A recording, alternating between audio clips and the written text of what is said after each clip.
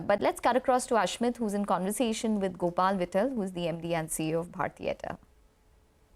Mr. Vittal, thank you so much for joining us on CNBC-TV18. The first question I wanted to ask is, we already have applications such as Truecaller. The TRAI is working towards caller name display. How is this AI path solution different?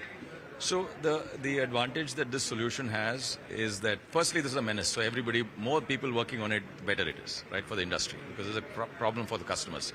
I think what our solution does is that it doesn't require an application. The application you referred to requires an application, right? So ours doesn't require an application.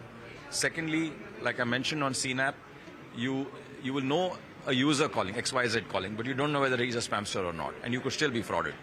So what our solution does is actually uses over 250 parameters on a real-time basis across every single call and every message on our network, which is roughly 1.5 billion SMSs, 2.5 billion calls, and alerts the customer if it's a suspected spam. We have seen tremendous power in this in the last 6 months. It's an AI model which is constantly learning. We've seen a 97% right identification of spam calls, 99.5% right identification of spam messages. So we're very excited that this will really put power back in the hands of the user to know that they have been protected. When does this go online, and what will the user experience look like? What will it reflect on my interface on my smart device? So it will go live from tonight, starting midnight. So tomorrow it was really when it will be active. What the user will see is on the dialer, the number is flashing, the dialer.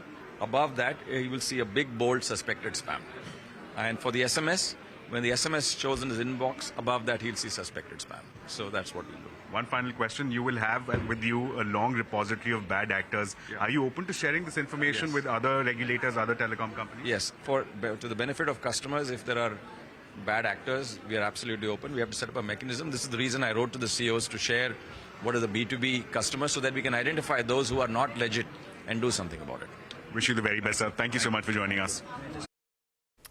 Okay, all right. So that's the management of Bharti Airtel. We need to take a short break. But